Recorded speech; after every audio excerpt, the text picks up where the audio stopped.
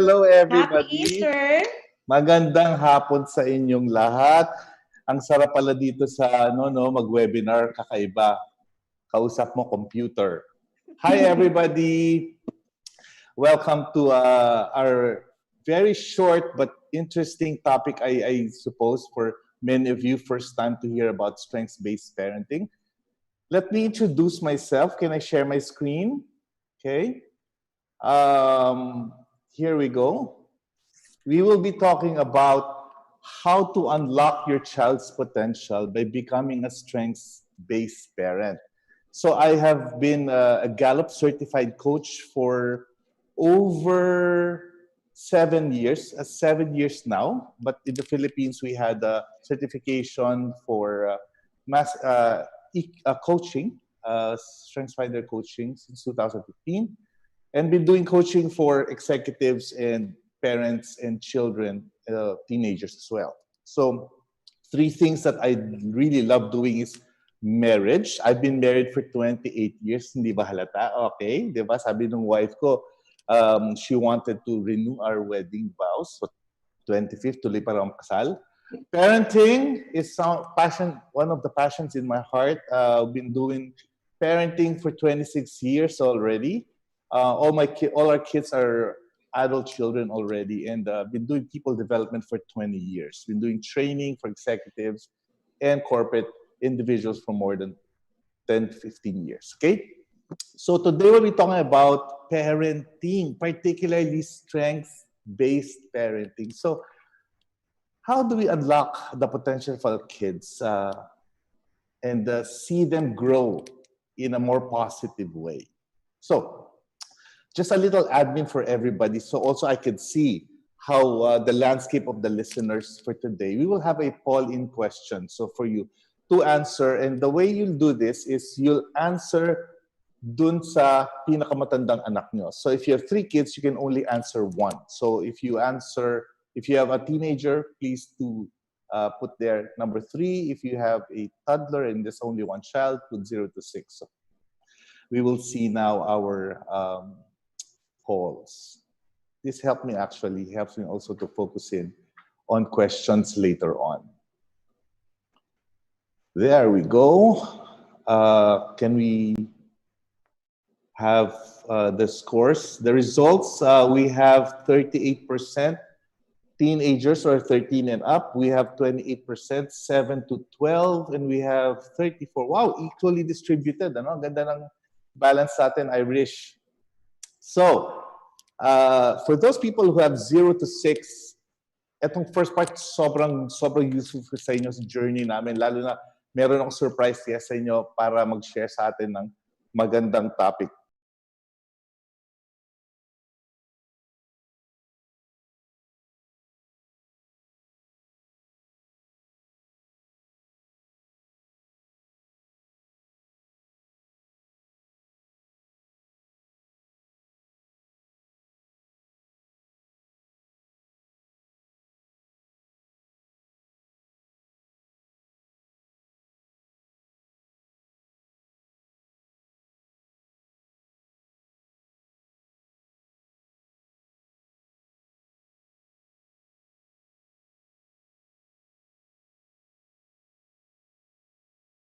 To us and to our lineage. Pero marami din tayong fears minsan, di ba? If you're a parent now, during our days, walang sexting, walang cyberbullying. But now, parents now are actually worried about how to become an honor student, how to become a competitive student, how to make it to the top schools. You become competitive. And so we have a lot of questions. In fact, we have given you questions that you'd want us to answer, but there'll be things that we'll be answering. But when I summarized the whole thing, and I actually made an analysis of what parents are actually asking, is this two basic boils down to the question. How can I succeed as a parent? Diba? Paano ako mag-succeed yan? May nag-doorbell na. May sasagot. And then the second question is, how can my kids succeed in this life? Especially now, children are being pressured. The minute they become socially unaccepted, bullied, parang nagka-crumble na sila. How do we ensure that our kids can have a fair share in this game of life? How can they have an advantage? Two best secrets in our journey between my wife and I as we become parents to our three wonderful children. The first secret I'll share with all of you, the first secret is God's grace. Yun muna, kailangan una magpakasal ka muna sa magandang asawa. So pag magandang asawa mo, gaganda yung generation. So imagine mo yung kids namin there, I've been blessed with beautiful children. David, who's now 26, Gabriel, who's 24, and Daniela at the back is 22. And wonderful, I've been blessed with wonderful family. I am walking every day with the awe, waking up with these wonderful people around me. But the second thing that I realize, it's also hard work. Mahirap maging parent, especially raising three kids. Today is not simple. It's a little bit more complex. Finances, emotions, physical presence, and engagement with them. Hard work talaga. And so the question some of you parents are asking, why is parenting so hard for me? Two reasons. Number one, we've not been taught about parenting. There are 70,000 books on parenting. Question ko sa inyo is, how many have you read? There's so much books to read. There's so much information now. The second one is, even though you have been attending courses, what are your goals? Are they clear as a parent? So kami nung asawa ko, we have basically narrowed down our goals to 4 simple things. Number one, kailangan healthy muna yung mga bata. The children have to be healthy. Bago pa sila maging godly, bago pa sila maging useful, kailangan healthy muna. Huwag muna mamatay. Okay? Kailangan yung gamot, andon, yung gatas, tama, yung tulog, tama. Very important thing is health. Number two is that they be productive. That they learn how to be responsible, respectful, and to be able to have a good use of their talents. Pangatlo is to have good values. Bale, wala kung magaling anak mo, hindi naman siya mabait sa kapwa at hindi naman natatakot sa Diyos. The fourth one is to have good relationships. One of the things that we're discovering now that if you want to have a great life satisfaction, relationship play a big part of the whole satisfaction game of life, the game of life. So what is our approach? This is one of the questions that usually parents would ask. Sa amin, Marquez Academy, we have tried to figure out paano ba natin i-approach ang parenting. So when the kids were smaller, on their 0 to 2, we are very high on control. You dictate, you spoon feed, kasi bata pa eh. I mean, alangan man tanungin mo, baby, what do you like for today? Walang galon. You have to feed them, you have to give them schedule, you have to limit their freedom. Hindi mo sila pwedeng patakbuhin sa kalye. But as they grow older, so this is the principle, the younger the kids, the higher the level of control. Mas mataas yung control mo. But as kids grow a little older, 3 to 6, hopefully you've trained them for responsibility and obedience, you're able now to give them more freedom. So as they grow older, your control is reduced. So nakikita natin yung triangle, yung papaliit, yung control mo lumiliit. Ano yung lumalaki? Yung lumalaki dyan is your coaching, and you're now parenting from the side. Parents move from controlling to coaching. This is the difference between parenting 0 to 12.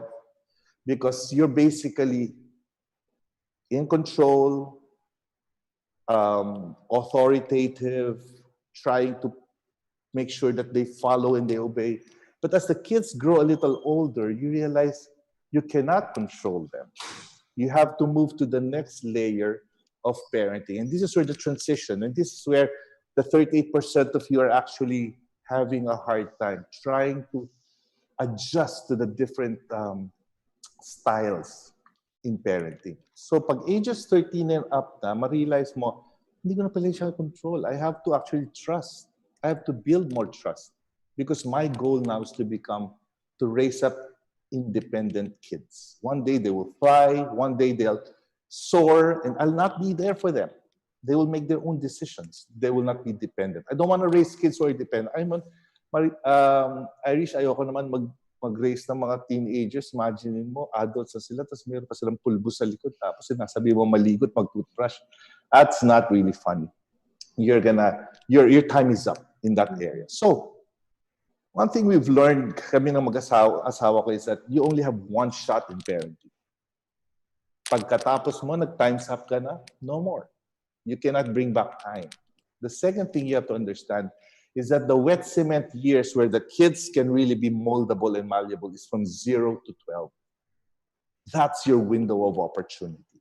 If you miss that, you're going to have a hard playing catching up to be able to put in character and discipline in their children. So, by that time, they're going to be teenagers. So, ang teenagers, paano malalaman ng teenagers kung meron ka na sa bahay? Number one, malalaman mo kung may teenager ka na pag gumagana na yung lock. If their room's already starting to have the door locks working. Second, you realize there's much use of the earphone now. They have their own music, their own world, and you can no longer use nagging as your tool. The more you nag, the less the children hear you. So, you move from controlling to coaching. You move from, di ba, cute yung baby, ayaw nila pag teenager ng mga anak ko, ayaw nila kinukurot sa mukha, baka sapakin ka na niya. You can kiss me, adore me, but do not kiss me in public. Di ba, minsan yung mga kids papati sa school, they don't want to be, they want to be kissed in public. Also, enough of the telling. When your kids are a little bit bigger, they don't want you to always tell them what to do. And you need to start moving, telling to asking. Joining in, letting them join in with the decision making of for their lives, especially for their lives.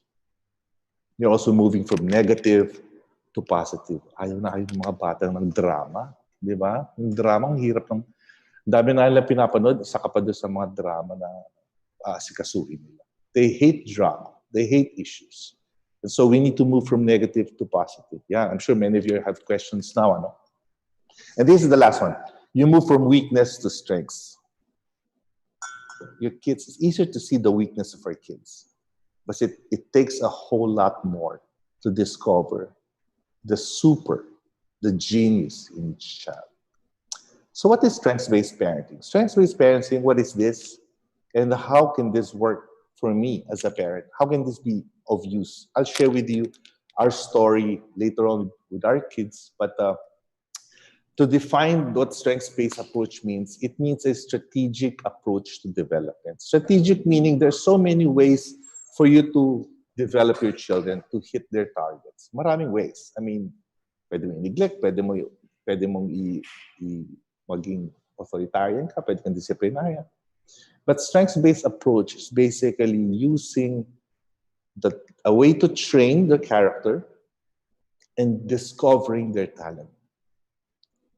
If you train them, but you do not discover their talent, it's like children having an ability to fly, but they don't stick to their target. They don't have a cutting edge. They don't have a difference in their lives. Ito yung, mamaya may surprise ako ipapakita ko sa inyo yung aking surprise. So, meron akong surprise na ipapakita sa inyo mamaya. Because she's very good at training. And then lastly, give them tools. Provide that for them. Also, they will be providing that for themselves later on as they train their own selves to become talented people. So, in our minds, pag medyo malalaki na adult kids na namin, our goal is to have reliable, resilient, and relational kids. Yun ang nasa utak namin. They're responsible, they're talented, they're conscientious about their company they work for, the clients that they have. They're resilient, they have grit, they have flexibility during the times of crisis, and also they are very good in relationships. So, in our minds, healthy, productive, good values, and good relationshiip sums up into this a little bit more or less our goals. So, today I'm gonna help you welcome with me, syempre yung pinaka nag-train sa aking mga anak. So, Palakpakan naman natin si Miss Ivy. Hello! Hi, Miss Ivy. Ang bilis, no? Nadidinig niyo ba siya? Hello, everybody. Yan. Guest lang ako dito, so ikaw ang magsasalita. All right. I'm supposed to talk about my 2 strategies, no? I hope you don't mind me talking about the things that we did. In fact, ang daming nagtatanong sa akin, so ang ginawa ko, nilagay ko na sa isang libro. I have these 2 books, no? These are our strategies for training our children. One is pray. What I did, tatagalin ko na ito kasi hindi ko naririnig ko yung echo. What I did was, one, pray for my children, our children. And inside this, diba, sino ba naman ang parent na hindi gustong mag-succeed ang anak? Gusto niya, siyempre, maging successful in life. And hindi mo kontrolado ang buhay ng iyong anak at hindi mo rin kontrolado yung sarili mo. So the biggest thing that we did, especially when they were younger, until of course hanggang lumaki, is to give them to the one who actually controls them, which is God. And what I did was keep on praying for them, of course. Ulit-ulit yan eh. But I realized there are scriptures already that talks about our kids' success. And what I did was compiled series of verses that I would declare every day to my children on their health, on their emotional health, on their growth, on their friends, on their of course academic, on their career. And I realized the Bible is already full of that. So nilagay ko lang to dito, and that's what I did. To this day, I still do that. I pray for them and comfort them and cover them in prayer. Second thing I did was actually do a training. Training is intentional. Sabi sa Bible, train up a child in the way he should go, and when he is old, he will not depart from it. So, ang mga bata, hindi naman niya naturally natututunan to eh. Kailangan talaga ituro natin. So, kumbaga parang skill, whether it be sport, if you notice the word train kasi as a connotation with a sport, no? Inaaral mo, nagkakaroon ka ng muscle memory until you practice it until you have a muscle memory of it. So that's what we did. And sabi nga ni Bernard kanina, mga importante sa amin is that they would have the values, that they would have the character, that they would have, kasi pwede silang tumalino pero mayabang naman. Pwedeng tumalino pero walang pakialam sa mundo. Gusto mo sila lumaki na meron siyang godly values, perspective, purpose, confidence. At so, during their growing up years, yun yung tinuro namin. And a lot of parents have been asking me, how do you teach that? It's an abstract thing. I did it, I wrote it here already. It's in the form of mga competencies that you will teach in small increments to your children. So, yun lang po. Marami pa, pero syempre, ang gusto mong simplify. So, for us, it's just pray and train. Actually, yung libro na to, yung sinishare ni Ivy, no? If you see the word arrows, we actually did not do that to write the book. We used that as our guide when the kids were growing up. So tinuro namin unang-una is attentiveness para yung mga bata marunong makinig. And then respect and responsibility as the main drivers of their activities every day. And then of course, the fourth one is obedience. And then yung WS, yan yung ginagamit namin kapag teenagers na sila. Kasi hindi mo na sila pwedeng sabihan kung ano yung gagawin nila. Pag malalaki na sila, you need to train them and trust them that they'll make wise choices and they'll have self-control. If they don't have that, kahit na sobrang talented yung anak mo, your kids will actually lose out on their flight in this life. So, Ivy, kwento mo sa kanila yung bakit importante sa atin yung character over grades. This is one thing I notice, no, especially for us parents, and I'm guilty of that, that sometimes we are so grade-driven, performance orientation, Importante sa atin yung 92, 99, naiinis ka pagka may line of 7. But I realized, what is that? It's just a number that even the child wouldn't even know.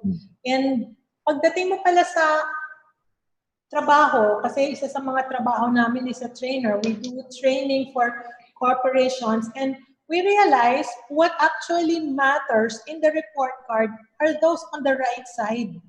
Yung work habits, personal development, social development ng bata. Ito, wala tayong grading, hindi nga natin tinuturo diretso eh. Wala ngang curriculum para dyan. We are just assuming that the child already knows that. Tapos i-grade mo na lang. But I realized these are the very things that are important when you grow up. These are the life skills that are actually important. These are the things that your bosses are looking for. Yan ang mga seminar ng Ariva. Ano tama? Kaya pag tingnan mo dyan, maraming seminar Ariva nasa right side.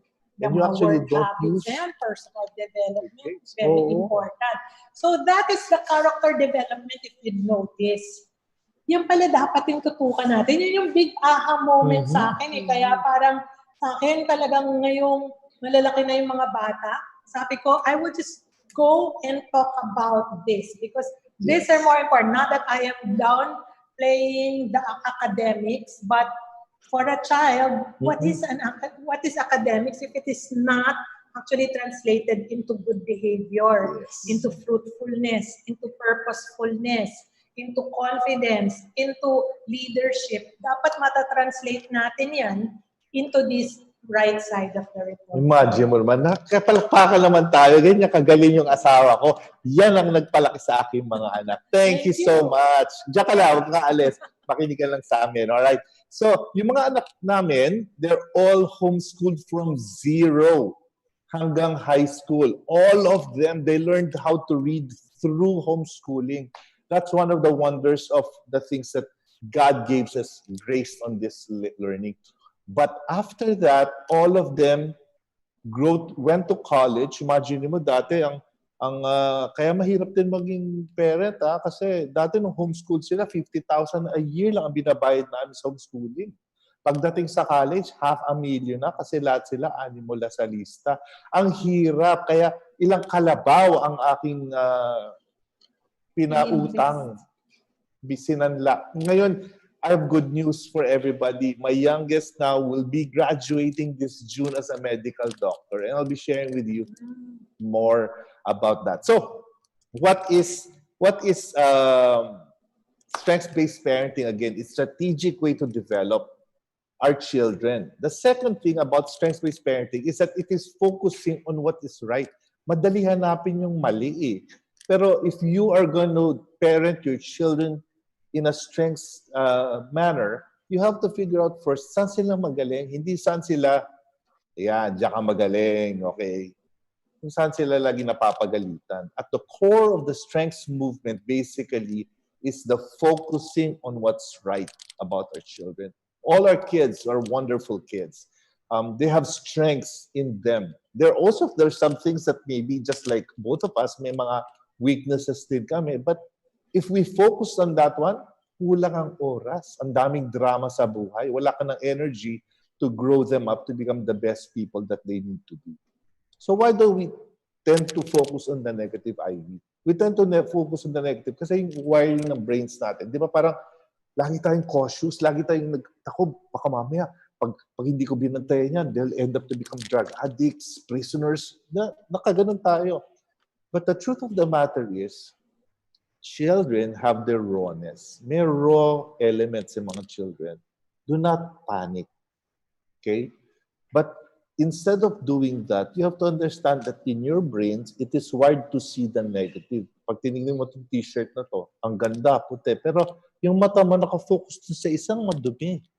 And that's what we call the negativity bias in psychology. No? Nakikita ng utak natin, yung minds natin, yung mali sa mga anak natin. So, we need to start focusing on the positive. Tingnan nyo naman yung mga anak ko, ang gaganda, di ba? Dahil sa nanay yan. Yan ang positivity. All of my kids grew up from all homeschooled, all reared, trained up. But at some point, we had to really figure out saan ba sila magaling. Kasi hindi mo makikita yun as a kid eh. And so this thing helped us. There's a tool called Strengths Finders 2.0.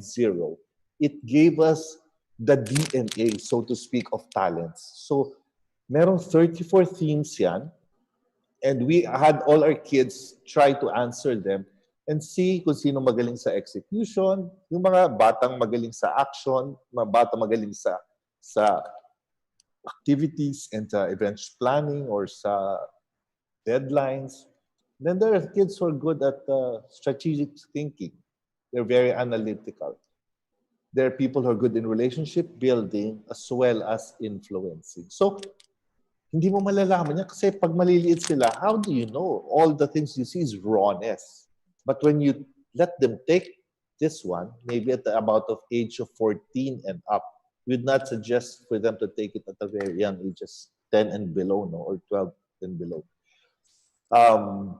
Merong pan-strengths quest for that one. There's another test for that for small kids. But we're particularly focusing in this conversation, how do you help kids develop their talents, especially with their teens and up?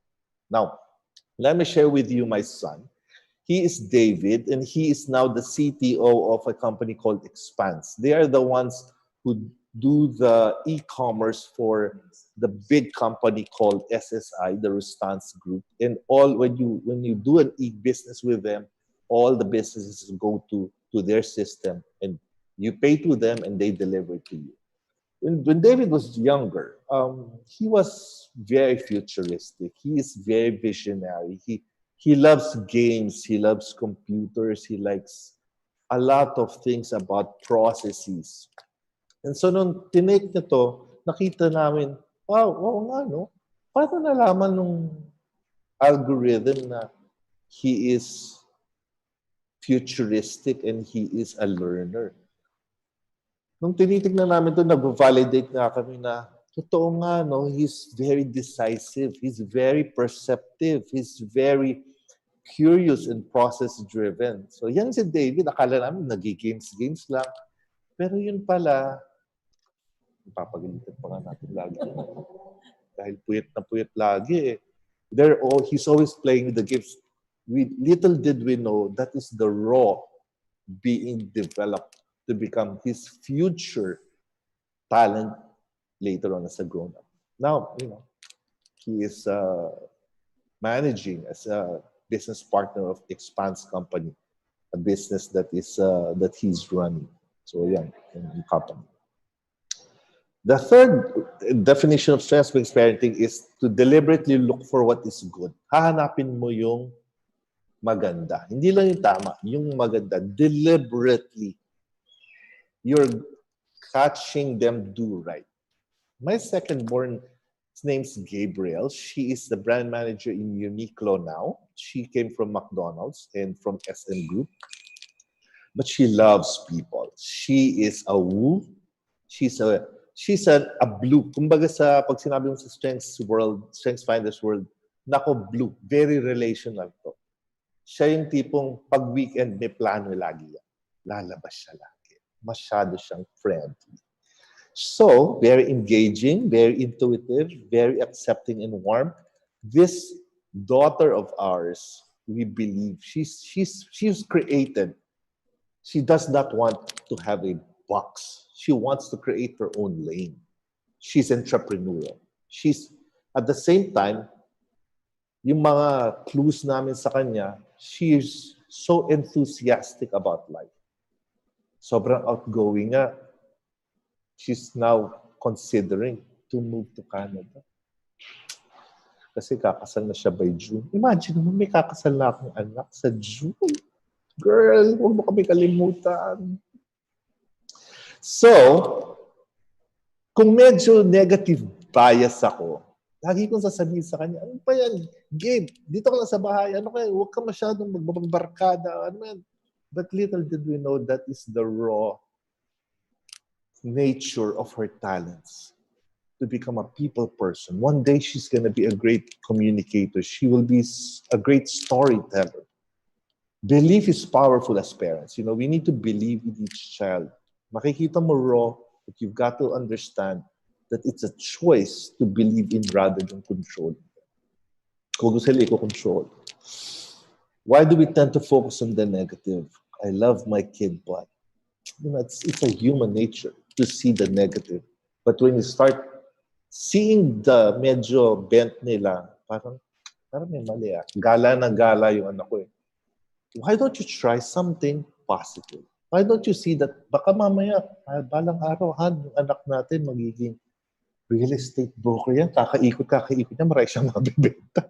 Di ba? She might be a traveler. Minsan nakikita mo, madaldal yung anak mo, yung negative, di ba? Why don't you just say, wow, magiging speaker sa Ariva. Motivational speaker one day yan. Parang si Bird. Ganyan yun ng bata. Now, I see in Gabriel, she's a good speaker and a communicator as well. Yung anak ko, puro games. Yung pala, IT engineer pala siya. But sometimes tahimik. Like my third child who's so quiet. Halos mapapanis na yung laway niya. Every time kami mag-family huddle, dinner, lunch, walang sinasabi. Yung pala later na magiging doktor pala. Hindi ka pala pwede maging madaldal kung doktor ka, diba? And then you have to respect their personalities. Tagal mag-decide na si Daniela. Pala deliberative pala siya. Siyempre, kung magiging doktor ka, kailangan maging deliberative. So, but those things we do not know. Kaya thank God that we had this wonderful tool called Strengths Finders. Nakahanap namin yung talents at saka teams nila. So maximizing each talent of each child is one of the definitions also of strengths-based parenting. So when I was looking at my daughters, this is Daniela when she was like 12, she loves to bake. She loves to, di ba, cook. And then baking ang gusto niyang gawin. So sabi niya sa amin, Dad, I want to become a baker when I grow old. Tapos nung tinitignan namin yung mga scores niya sa kanyang high school, she's the only one who actually went to third year and fourth year sa regular school sa ICA. And then she was in the honors class. When I was looking at her grades, ang tataas ng math, ang tataas ng science scores. As I told her, anak, pwede ka na siguro mag-bake later on, pero not many people have this great aptitude for big data and aptitude for great memory. Have you considered medicine or law? Sabi niya, hindi po. So third year pa lang. And then later on, as I coach her and she's going through her fourth year, na-realize siya, oh man, I'll just bake on the side and I'll become a doctor. To this date, she's now finishing her doctorate degree and dahil na yung quarantine, wala siyang ginagawa sa bahay ngayon, hindi siya pwede mag-doktor, nagbe-bake na lang siya. So yan ang kanyang side. So when she took the strengths-based strengths finders assessment, ito naman yung kanyang talents. You'll see more blue and more also the what do you call this, the purple. So she's very careful, very fit for a doctor. She's thoughtful. She's genuine, good for client base. Hates issues. Siya yung anak namin na sobrang ayaw niya ng drama. Pag may nag-aaway sa family, siya yung unang na unstable because, and that's her uniqueness, so temperament na. And she's a planner and customizes, very individualizing. So, you want to share something? If I may add, you're looking now at the picture of the strengths of the child. This is the thing that you get from the assessment. All this description, careful, thoughtful, and sensible, are going to be given to you already. Sila na nag-ayos para i-describe ano yung talent na meron yung anak mo. And as a parent, that's what we studied. No? Sabi ko, hindi ko pala pwede sila i-cookie cutter na I'll parent them in the same way. iba-iba pala sila, iba-iba yung gusto, iba-iba yung strength. So, my studying on this actually helped us gain wisdom on how to connect and how to direct them and how to encourage them. Yeah. Very important yan kasi if you don't have this, it's hard to become positive in your communication and your connection with your children. Lagi mo makikita yung mali, lagi mo makikita yung issue, lagi mo makikita yung dapat nilang gawin, utusan. So there is in strengths-based parenting, there is a thrust to find the positive ways to build memories with your child. So when the kids are growing in their younger years until their teenage years, we were deliberate about becoming positive. It's hard kasi kami, very meticulous nga kami as parents. And so minsan, andun pa rin, may drama pa rin, even with all the trying of the positivity and all. But we understood that there are 3 areas whereby you need to become positive in your parenting. Number 1 is in your perspective. Dapat positive yung tingin mo sa mga anak mo. Hindi mo sila makikitang pabigat or magulo, makulit. You have to see them as a blessing that they are. The second is be positive in your conversation. Lesser drama, more direct to the point, and shorter and sweeter. The last one is on practice. Kailangan yung positivity mo, ginagawa, pinapractice mo talaga. So, pag nakikita ka lang resilient ka, that gives them the confidence that they can make it through life. Why is positivity important? Very important na maging positive sa inyong mindset. Because number 1, it produces calmness. Mas kalmado ka as a parent. Pag nakita mo yung anak mo as good kids, syempre, praise them. When you see them as reliable, when you see them as obedient, when you see them as taking initiative and they're hardworking, you're actually basically more drawn to them. Kasi nakikita mo yung lente mo sa kanila parang positive, very engaging. As compared to when your mindset is negative, instead of becoming drawn or becoming engaging to your kids, you become stressed. Bakit? Nakikita mo tamad sila. So pag tamad yung nakita anak mo, le-lecturean mo. Pag nakita mo siyang codependent, ifo-force mo sila. Pag walang initiative, kikriticize mo. When you don't have achievement, you shame them. When they're stubborn, you punish them. So imagine all these counteract reaction to your children based on your belief in them and your mindset creates a disengagement. And so that's the reason why we want to ask parents to be more calm in themselves. I like this quote by Anistan. Sabi niya, we don't see things as they are. We see things as we are. We see things as we are.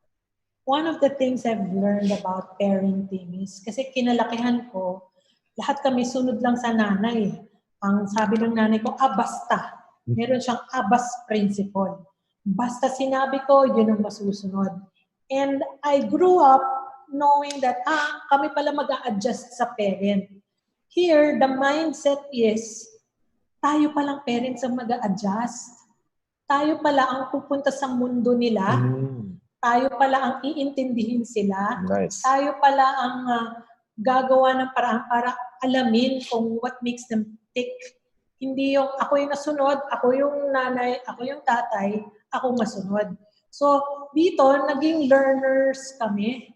Inaral namin kung ano yung mga developmental stages ng mga bata, ano yung kaya nilang gawin, kaya nila emotionally, kaya nilang intellectually, kaya nila spiritually. At yun, ipinasok namin into the parenting system that we're actually doing. Hindi lang siya yung follow me, just follow me. We followed them. We followed their growing up years and became a student of our children. Nice. I like that. I like that. Your mindset is powerful. If you see them as a blessing, you'll study them. You'll become a student of your kids. Yes, they might still be raw and immature now, but one day, like my kids now, they're all adults. They're in their field. They're working. They're making money already. And we're reaping the benefits of having positive and strengths-based conversations with them. Science-based parenting also is seeing the future instead of the just now.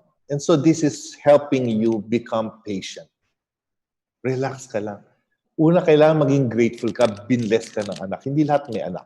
Pangalawa, it's a process. You cannot force them to grow up to become mature and useful immediately. It takes growing up and being patient and developing them. And then the third is to become a student of your kids. See their potential and learn better ways to grow our children. Strengths-based parenting is all about learning. Learning. Pag-aaralan, sabi nga ni Ivy kanina, we've never stopped studying. Every waking hours of our lives, we learn and grow, so that we become better students and relators to our kids.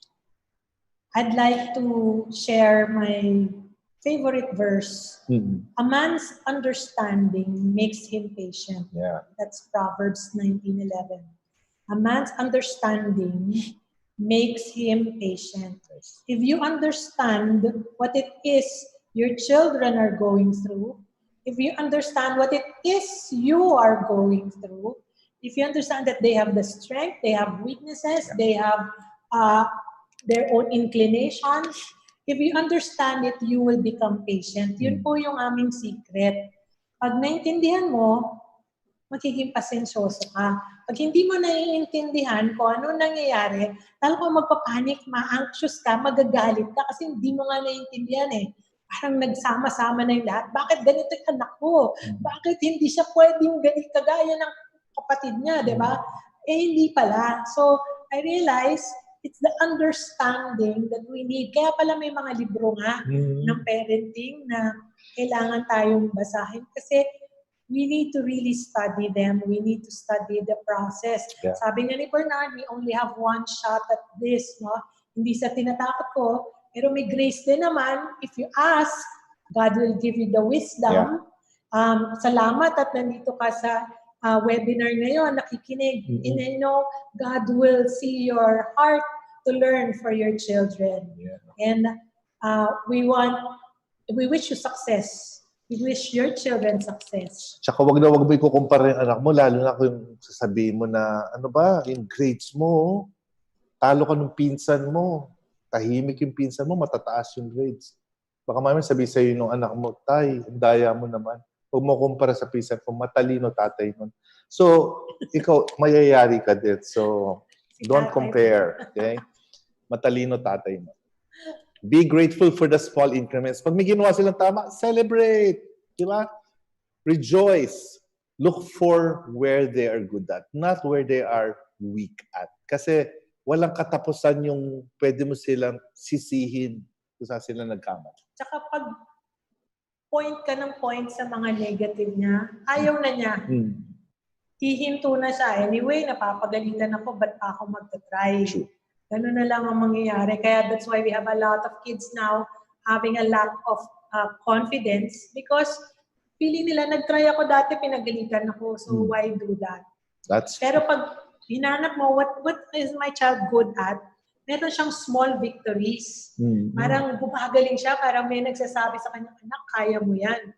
In fact, natutuwa ako, nagawa mo yan. So those are small victories for a child. And as a young child, it's very important na marami siyang ganon. Kasi lumalakas yung puso niya. Yes. Parang asawa mo nga, di ba? Pag sinabi mo, good luck, Han. Kaya mo yan. Di ba? Ikaw nga, as an adult, lumalakas yung, tumatapang ka.